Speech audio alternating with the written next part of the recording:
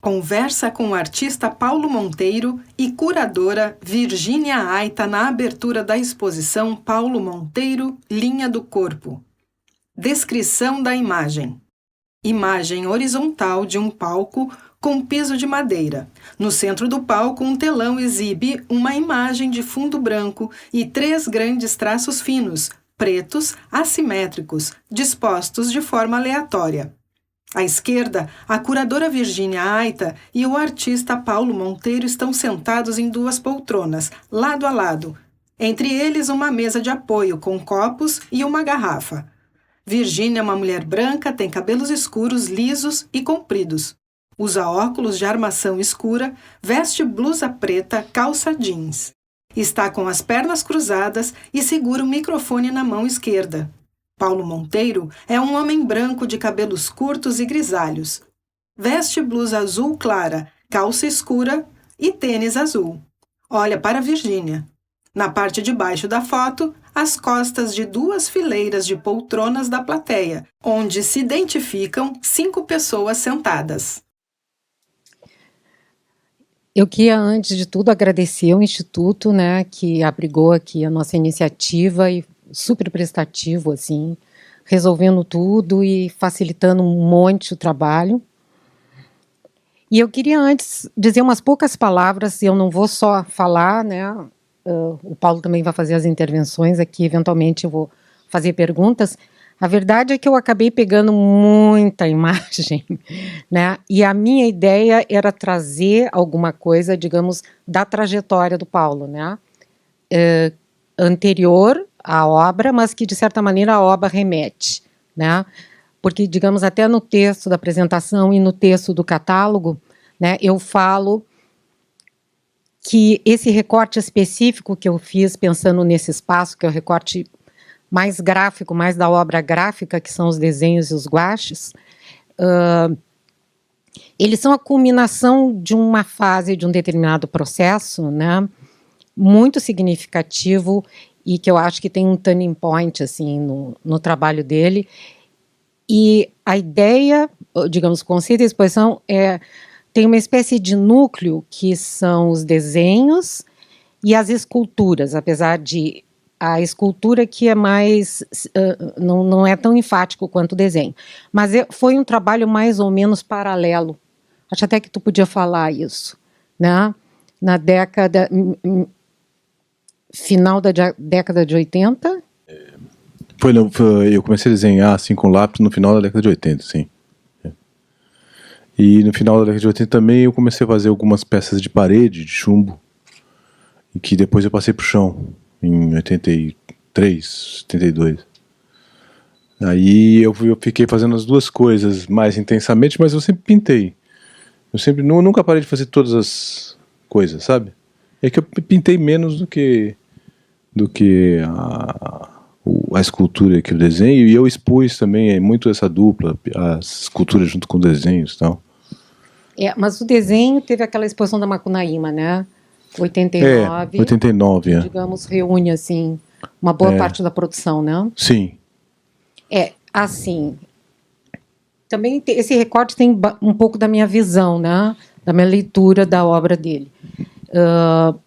E como eu vejo a questão do desenho. Mas o desenho foi uma produção contínua, Contínua até 2008, acho. 2008, 2009 que eu parei. Quase uma década, no desenho. Então, essa ideia, que o desenho ele vem depois. Aqui, ó. Isso aqui é uma foto do ateliê. Que você tirou essa foto? Isso aí. Isso é uma bagunça do ateliê. Não, mas é muito interessante isso aqui, É o pano que eu uso para pintar. Aqui eu vou ser processada pelo Estadão. Vocês têm ideia como é que é a composição? O que vai aparecer aqui é semelhante aqui essas mini pinturas e guaches e a maneira como ele vai compondo, Tem esse caráter da obra que sobretudo as pequenas obras, é muita composição, Inclusive a ideia de fazer a exposição, de fazer o aparador, Não deixa de ser tentar, de alguma maneira, reproduzir a ideia do próprio ateliê, né? Que tem muito, assim, essas prateleiras suspensas e com as obras dispostas, né? Isso aqui, então, é o início do Paulo, que tem uma característica muito interessante. Além da questão do grupo, né? Um grupo de amigos que se conhecia no colégio, né? Eu acho que podia falar também do colégio de equipe, como é que foi. Era um colégio assim meio de alternativo, ensino acho que era mais solto e o colégio todo era mais era um meio núcleo de esquerda na época da ditadura, né? Eu entrei lá em 77, então tinha muitos filhos de pessoas que estavam presas e que estudavam lá. Então ele era vamos dizer assim, um colégio meio assim, de gente que tinha um tipo de cultura diferente de outros colégios, né? Então a gente passava de ano em química fácil, sabe? Era assim, o professor de química nunca parava, nunca tinha um professor que ficava lá direito, de química e física, por exemplo. Eram matérias que eram assim, tinha dificuldade, a gente tinha dificuldade. Até depois, quando chegou a época do vestibular, as pessoas iam mal em química e física porque não estudavam direito no colégio, tinha que fazer um cursinho para... Agora, era um colégio fortíssimo de história, de literatura, de artes. Interessante.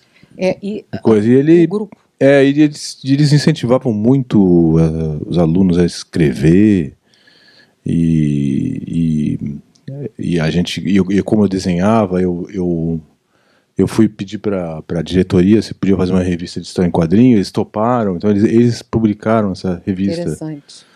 Essa revista de história em quadrinho que a gente fazia. É curioso. Então foi muito estimulante da parte deles pra gente. Saiu muito artista daquela turma, né? Saiu os Titãs, todos estudavam lá, junto com a gente. E muita gente que virou poeta depois, escritora. A Leda Catunda também estudava lá. E a turma da Casa 7, né? E sim, todo o pessoal da Casa 7 também. Então, esse foi um período que ele teve uma produção gráfica intensa, né? Começou a publicar... Eu fazia história em quadrinho. Assim, eu fazia história em quadrinho e cartoon, né? Eu fazia cartoon... Também nessa mesma época, depois de um tempo, eu comecei a fazer cartoon para um jornal da Curia Metropolitana, que era um jornal meio de esquerda, chamava São Paulo. Eu fazia uns cartoons. E capas também, né? E uns jornais marginal daquela época, da USP. Capa de disco? Cobra de Vidro, chamava um jornal tipo da Libilu. Eu não sei, era um monte de... Tinha um monte de publicação marginal naquela época, né? Essas são as 3 capas, né? Essas são as 3 capas que eu fiz, né? Da revista. E é interessante que é toda a turma... Mas eu tinha 15 anos nessa revista aí. É impressionante, né? Eu era jovem. Me desculpem por esse negócio. Não, eu acho impressionante. Excelente. Isso aqui eu vou antecipar um pouco, né? Porque esse desenho... Esse desenho é um desenho do Guston, né? Exatamente. Do Nixon. Né?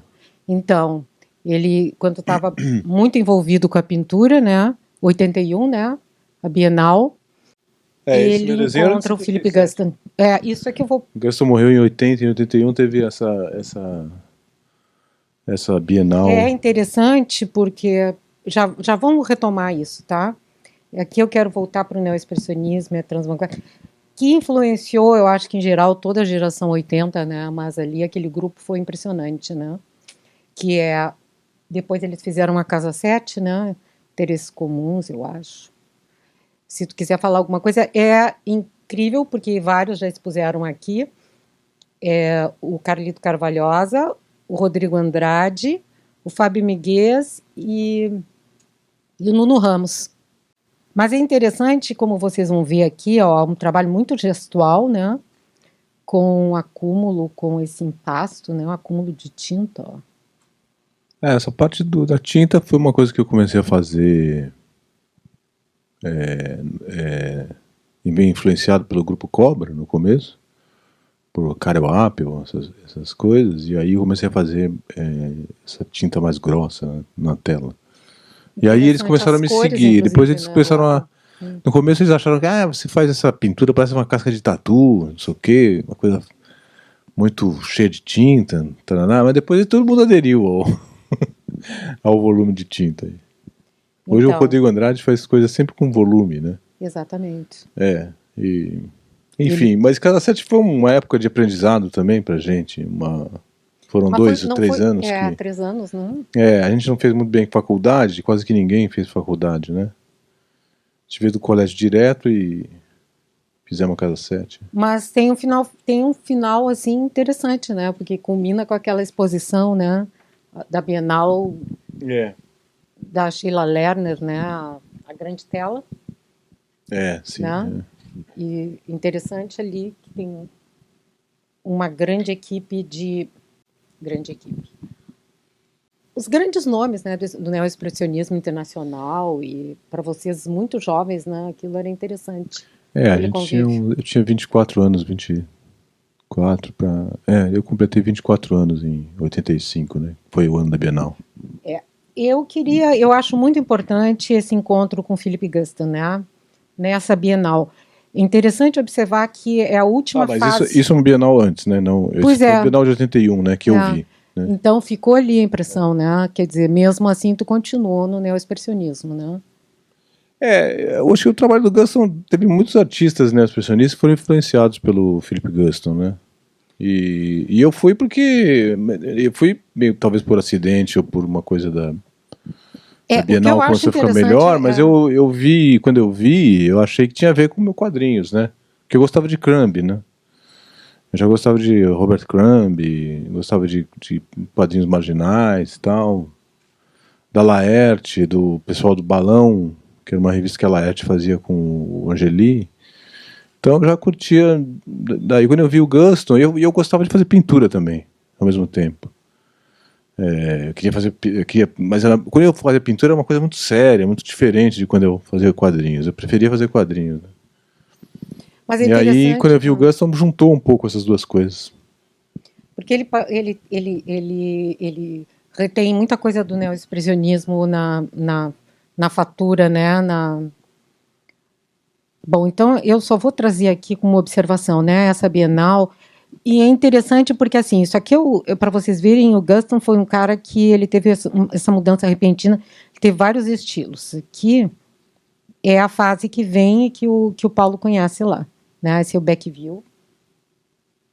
Esse quadro eu vi ao vivo, veio aqui na Bienal.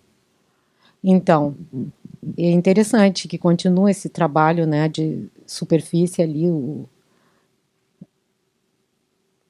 da tinta, né, incrível, e aqui, e ao mesmo tempo o desenho. Isso aqui é a turma lá da Casa 7, todos ali, ó, super jovens. Aqui o Paulo. Eu meio invocado, né?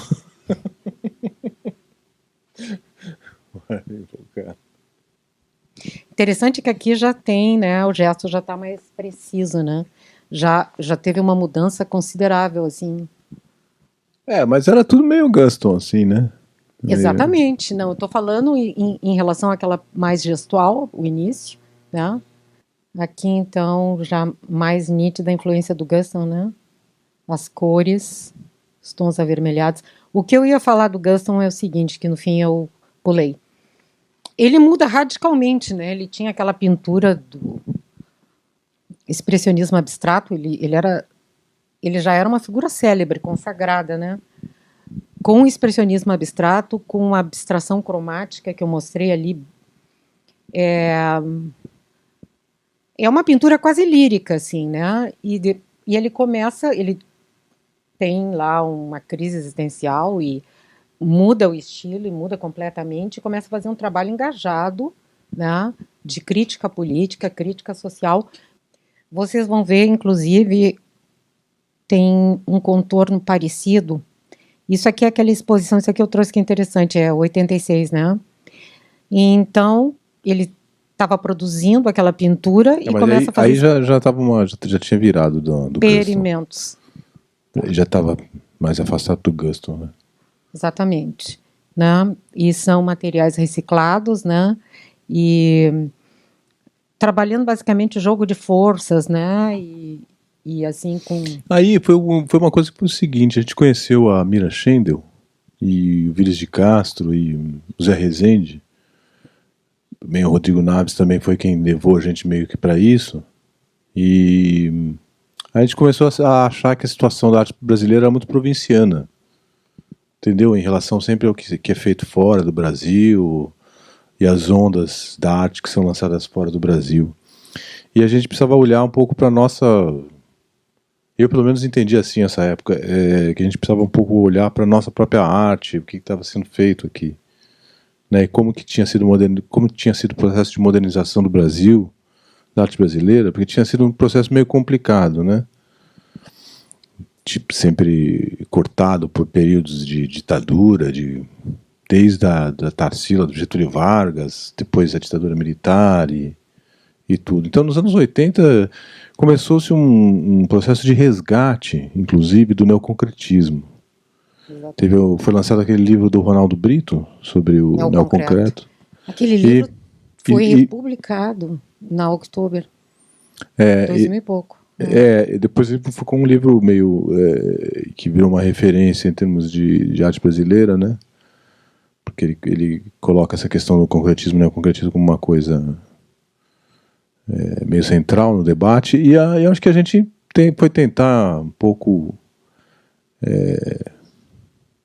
sair um pouco fora do neoexpressionismo, da onda que estava fora e virar uma outra página, né? E acho que aí culminou nisso, e isso também foi o fim da Casa 7 também. Não diretamente o neoimpressionismo, que era mais também, né? Mais a Lígia, aí a gente teve a influência da Lígia.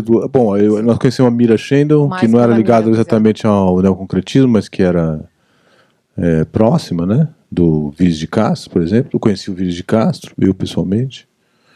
Então, aí depois teve um Amilcar, que foi apresentado pra gente. A gente fez o primeiro livro do Amilcar, foi um livro que a gente fez em 92, se não me engano. Foi o primeiro grande livro sobre o Amilcar de Castro, e a gente ia fazer da Mira também, mas aí ela morreu e aí ficou meio complicado, a gente não fez, mas a gente tinha o plano de fazer da Mira também. Tem aqui também, eu registrei, achei interessante, essa exposição, ela é posterior, mas ela retoma um pouco, né? Essa é aquela da... A exposição é uma exposição de 2013. Imagem, do Museu da Imagem, né? Isso no MIS. 13. Betão à vista. Então, traz um pouco, retoma alguma coisa dessa... esses objetos são os objetos que eu fiz, que também tem essa coisa meio construtiva. Muito elementar, né? E muito em cima da própria resistência do material. Né?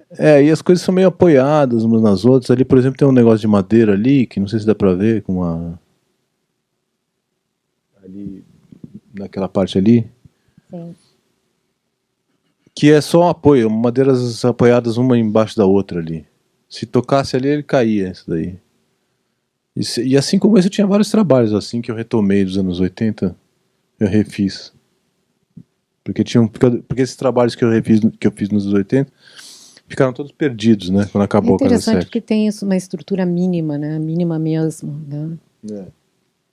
Bom, aqui a gente entra no nosso ponto, né? Dos desenhos em grafite. Eu enfatizo muito isso, né? Desse aspecto assim meditativo, né? De um intervalo, de um interregno assim, em relação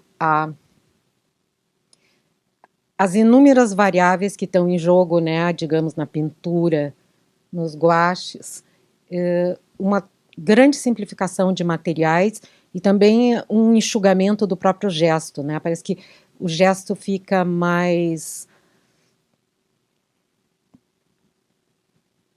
contido e mais refinado também, né? E parece que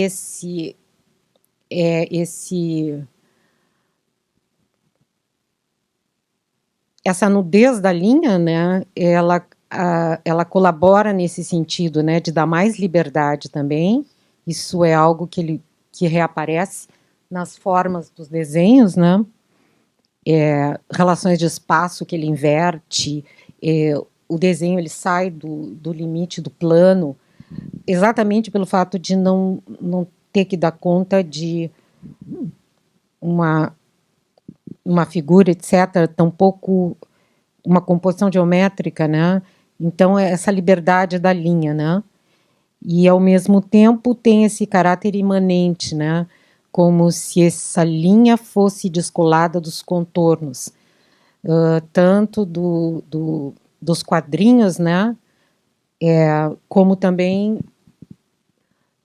daquelas figuras. Eu não acho que sejam figuras, porque ele nunca tem figuras exatamente, né? Mas assim, sugestões, né? Membros, partes, rostos, cabeça, braço, etc. Sempre tem essa ideia, né? Digamos, sugerida da figura, né? Uma imanência da figura, assim.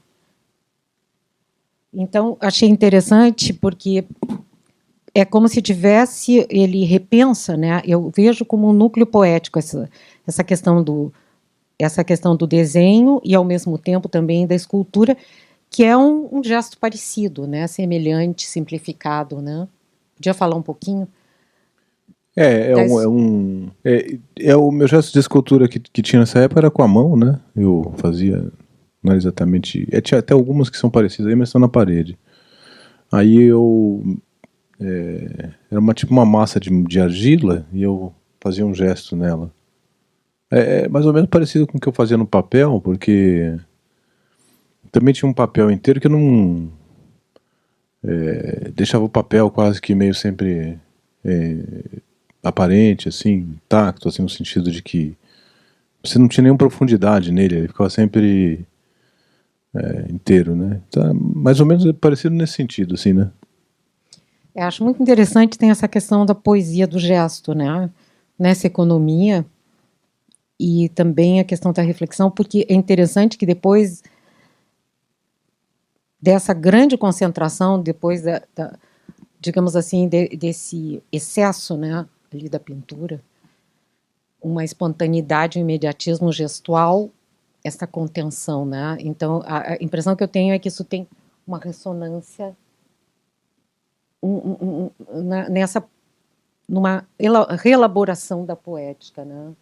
De abrir também e deixar mais complexo, né? Agora vamos lá. Aqui já essa ilustra o texto do... É um livro que sobre meus desenhos... Do Nuno Ramos, exatamente. Mas aqui de 91, né? É um desenho de 91 que eu fiz para um livro, junto com o Alberto Tassinari, ele fez o texto, né? Esses aqui estão presentes? Isso, são desenhos da exposição, né? Então, sempre aqui, né? E nesse caso tem essa caveira aí, né? Do lado esquerdo. Eu aplicava uma figura, né? Os olhos no papel, assim, sabe? E a minha ideia era fazer uma linha que desenhasse para os dois lados, né? Então, sei lá, como tem esse segundo desenho aí, a linha, ela tipo tem desenha para a direita e desenha para a esquerda também. Parece que faz um corpo para a esquerda, fazer um outro corpo para a direita. Então não tem muito bem um vazio no papel, sabe? É interessante. Fica tudo meio cheio, assim. Esse que é o truque, né? Isso que eu ficava atrás disso daí, ficar pensando isso e fazendo desenho. Mas fiz um monte. Tem uma coisa parecida com a mira, né? De mantar o espaço, assim, né? Eu fiz um monte de coisa, brincando com essa coisa. Foi engraçado. Depois de um tempo não dava mais, né? Porque... E ao mesmo tempo que tem esse vestígio de figura, ao mesmo tempo tem essa liberdade da linha, né? De ultrapassar o limite. Essa liberdade da linha que eu acho que... Eu não sei, porque eu não pensava muito na Mira Schendel, mas acho que tem uma certa influência da Mira também, né? Essa linha meio autônoma, assim, que vai e faz as coisas, né? Agora, eu fiquei muito influenciado pelos desenhos do Matisse, e por isso que eu... Tem muitos desenhos assim que você dobrado, assim. Você olha por exemplo, naquele desenho ali do canto ali, da esquerda, minha, direita de vocês, né? Tem tipo de um ombro, e aí depois a cara do cara tá atrás do ombro. Mas é um pouco a mesma linha que faz tudo, assim, né? E aí, então o fora e o dentro da figura fica tudo meio cheio, né? Essa é a ideia, né? Incrível, né? Tem uma história, a linha tem um... De alguma maneira, é como se tivesse sido o contorno de um corpo, né? Interessante isso. Na verdade, é um contorno de um corpo. É um contorno de um corpo. Isso aqui parece um rebatimento. Bom, agora a transição para o gouache, né? Continua o gráfico aqui, né? A linha encorpada, eu acho, né? Eu fazia já gouaches antes também, mas aí ficou mais intenso o meu trabalho com dialogando gouache. mais, né, com o desenho.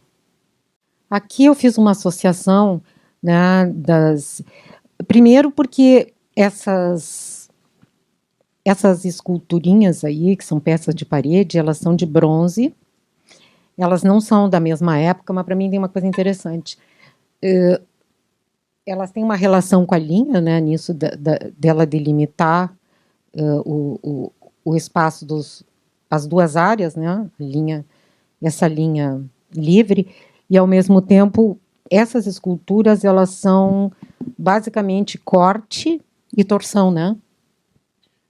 Elas são parte desse negócio meio que como se fosse uma coisa meio neoconcretista que não deu certo, né? Que não ficou geométrica. Então, Era meio isso.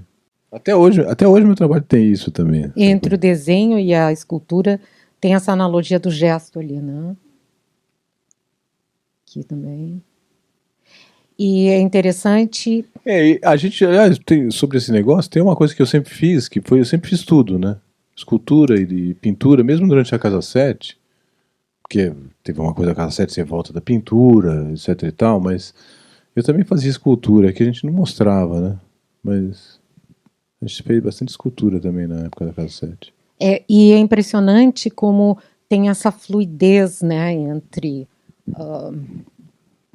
porque é interessante, eu não conheço outro que tenha dessa maneira ao mesmo tempo, que sob certos aspectos são gêneros tradicionais, desenho e pintura, e eles se, digamos, eles se mimetizam uma série de aspectos. Tem uma série muito interessante, Sculpting Drawings, né? Isso foi uma exposição da Mendes Wood, né? Exatamente. Então tem essa ideia que são desenhos quase que esculpindo a superfície, né? Eu acho que isso também reaparece muito nos gouaches, né? No sentido de tu ver sobreposições, tu vê um fundo, tu vê incisões, né? A marca do dedo. Então essa sugestão, né? De um corpo, né? Isso é anterior, tem uma diferença aqui. Essa foi uma grande retrospectiva 2008 na Pinacoteca. Eu acho que foi o que mais reuniu desenhos, né? Isso recentemente foi. Ela deu muito peso pro desenho também nessa exposição. A Thaisa, que era a curadora, deu muito peso pro desenho, assim. Ela achava que foi muito importante para mim.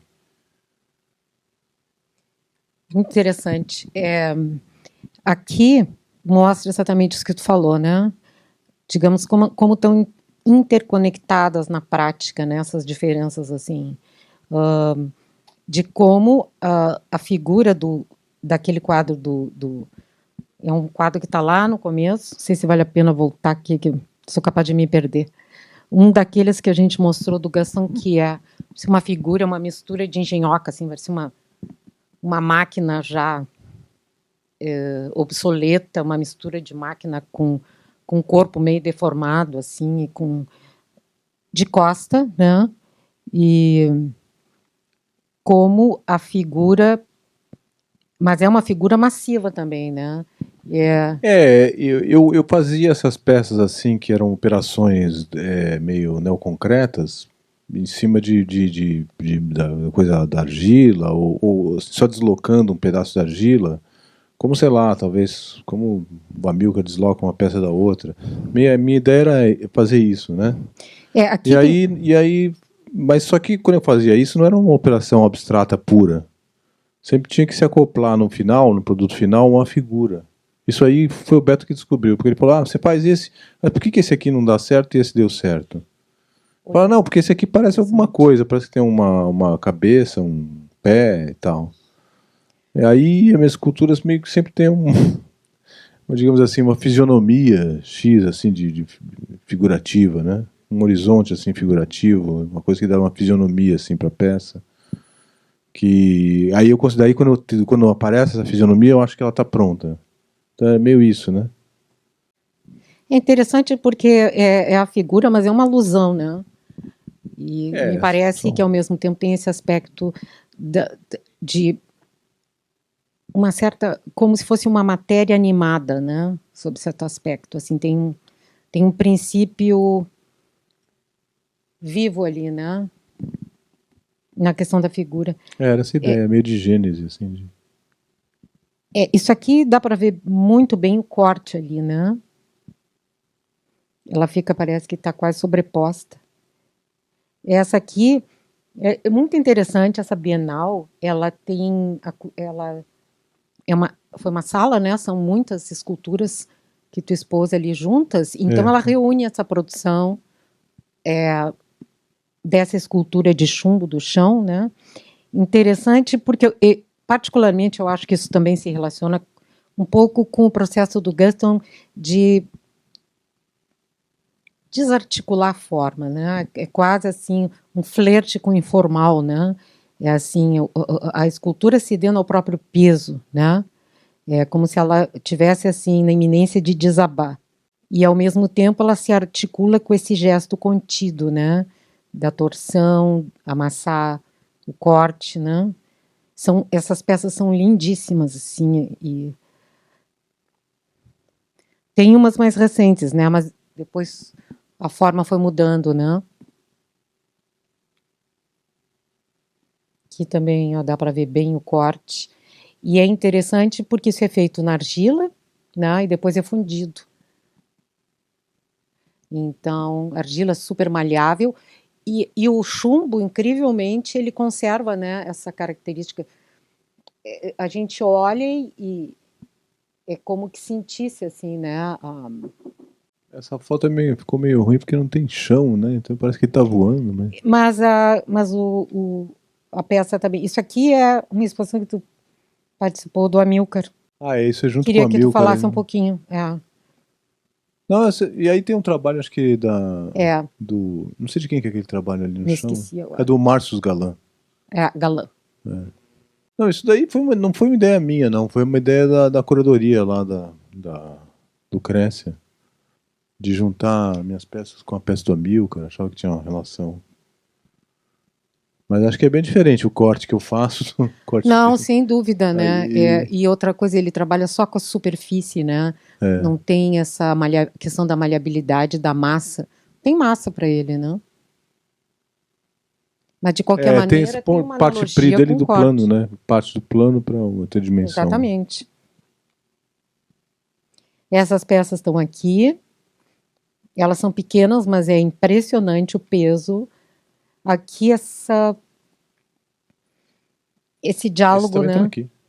Esses estão aqui, os dois, com o guache, né? E essa corporeidade é impressionante, né? Que é muito mais, assim, por esses aspectos, a voluminosidade, o tátil, etc. Acho que são figuras, mas antes são corpos, né?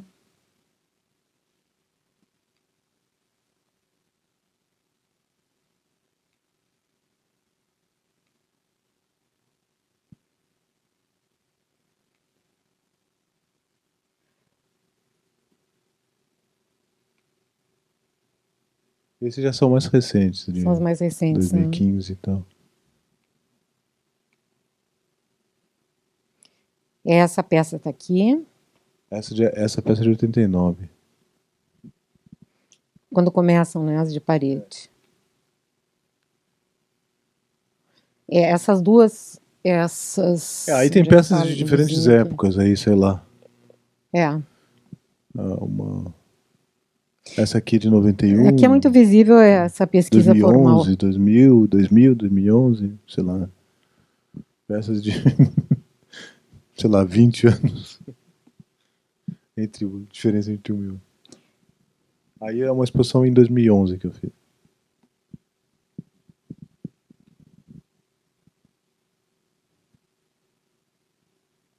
Isso também é um banquinho, né? Meio figurativo. Né? Meio não, totalmente, né?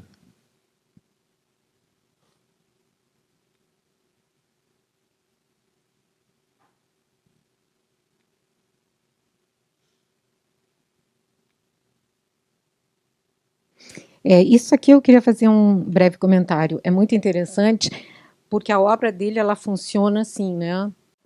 Compondo pintura com escultura o tempo todo, né?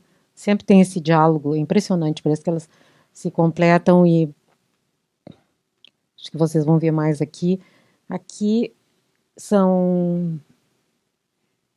Isso também era um negócio meio que fazia de pano, assim, também. Isso é feltro, né? É feltro, né? Para o feltro se desfazer, assim, uma coisa meio assim. Sei lá, eu sou um artista meio perdido, eu faço de tudo.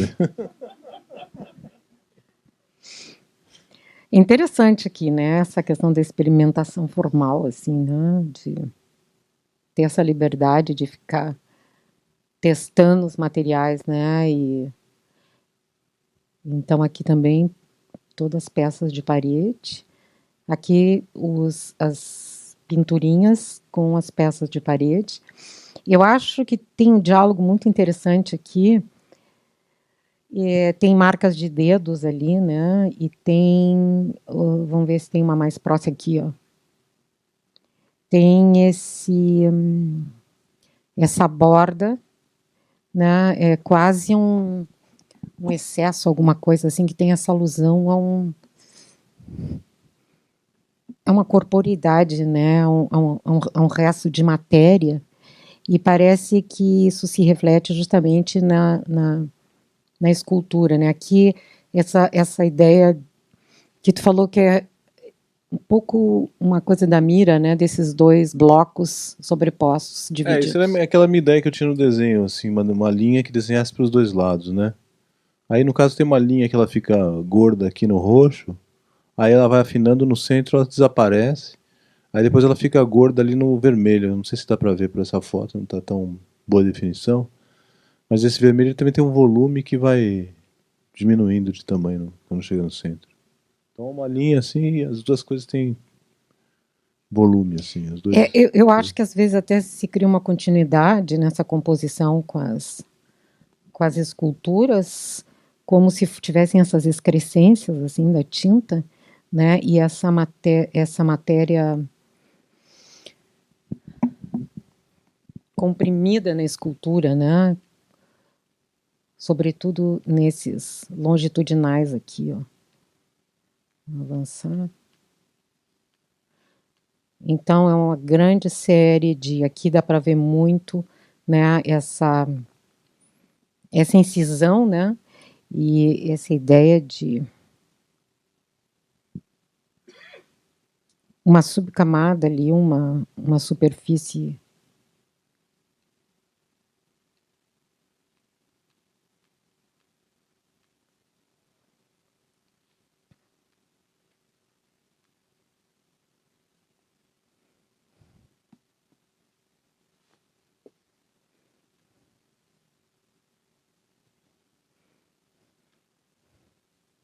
aqui de novo, né, essa experimentação, essa colagem também tem as rebarbas ali em cima.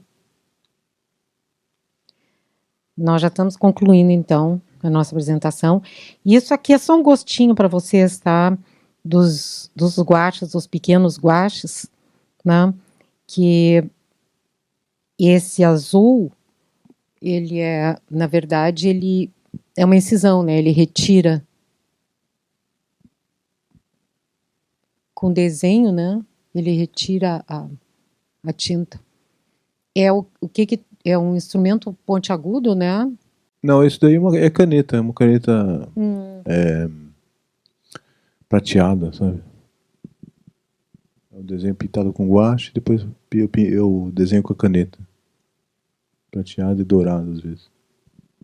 Aqui é impressionante, né? O guache, essa diferença da saturação da tinta, né? Quase uma aguada. É isso porque eu faço assim eu molho o papel antes de pintar, né? Então as tintas se encontram assim no meio.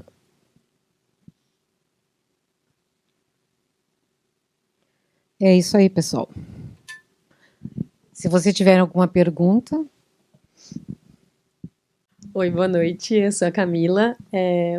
Vou fazer uma pergunta que eu sei que é parecida com a da Laura, que na verdade não é bem uma pergunta, mas aqui no Ling, o Ling já recebeu o Nuno e o Carlito. E é muito impressionante, assim, que vocês têm questões parecidas, vocês resolvem de maneiras diferentes, e que se a gente não sabe que vocês participaram do Casa 7, talvez a gente não perceba, assim, mas quando a gente olha sabendo, tem muita... Elas são parentes, assim, de alguma maneira, assim.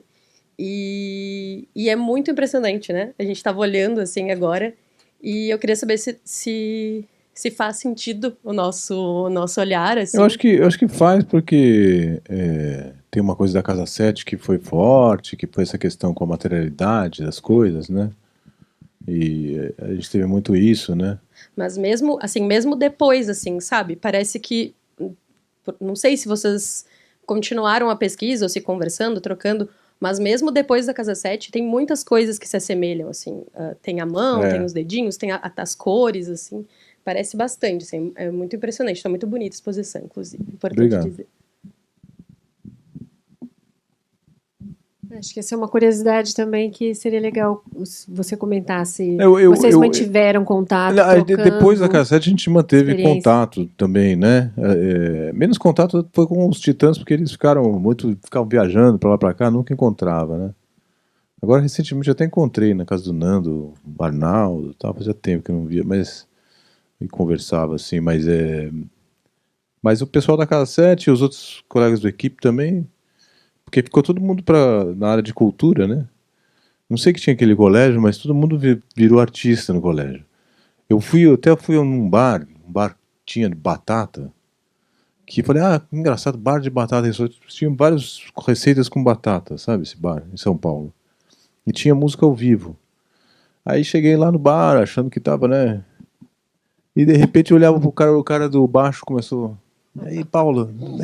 Era um cara da equipe, né? Tinha estudado comigo na equipe. Então, sei lá, você encontra gente da equipe em um monte de lugares, né? Assim, na música, tocando no bar, porque a gente virou instrumentista, teve muita gente que virou instrumentista, sabe? Só de jazz, de coisa assim. Tinha um cara que tocava guitarra, ele tocava... E depois começou a acompanhar essas duplas sertanejas. Sabe, então você ligava a televisão, o cara da equipe lá, tocando lá com o Chitãozinho Chororó, sei lá. Entendeu? Então é engraçado isso da equipe. Então, quando ficou mais ou menos na mesma área, a gente sempre se encontrava, né? E acho que a Casa 7 mais ainda, porque era área de arte, né? Então, encontrava mais ainda. Olá, tudo bem? Oi, mano. Queria fazer uma pergunta, deixa eu ver se eu formulo ela de forma correta. A gente vive sobre um regime, vou usar a expressão do Duchamp, oculacentrista, assim, sabe? A gente vê o mundo, a sociedade organizada dessa maneira, mas enquanto artista, com frequência a gente percebe que a gente precisa, para entender o espaço e entender algumas coisas, estar no espaço enquanto físico e tocar nas coisas para dimensionar elas, sentir a textura, o peso, a densidade, etc, etc, etc. Daí, assim, a gente vive sobre o regime do olho, mas ao mesmo tempo, para ter uma intenção, um entendimento concreto das coisas, a gente precisa dessa junção da propriocepção, quer dizer, o corpo no espaço e se entendendo, e o tato, né? Enquanto artista plástico, como é que tu acha que isso se transforma? Que eu vejo no teu trabalho muito isso, assim, né? Como é que isso se transforma nessa transmigração entre imagem, representação bidimensional de pintura, e esses dois sentidos que tem outra instância de acontecimento, né? Ponto de interrogação. Não, eu acho que isso é uma coisa da arte brasileira, uma questão da arte brasileira que começou no neoconcretismo, porque, né, o concretismo sai do plano para ir para o espaço, né? Então, sei lá, o Vídeo de Castro, por exemplo, ele faz aquele objeto ativo, que é uma pintura que vai para o espaço. Então tem alguma coisa tátil nisso, né? E eu acho que a gente, da Casa Sete, teve muita sensibilidade para essa questão que você está falando, né? Acho que, não sei, é uma questão forte da arte brasileira, não sei por que no Brasil, especificamente, teve mais essa coisa do que em outros países, assim, né? Incrível, muito marcante. Uma coisa, uma relação entre a pintura e o espaço, né? Eu acho que a gente aqui não tem essa dimensão, não consegue perceber isso. Mas, assim, a tactibilidade da pintura brasileira é impressionante. Mas eu acho que o que ele falou, eu acho que é muito mais uma ruptura do neoconcretismo em relação ao concretismo, em relação ao construcionismo. Eu falo isso até no artigo.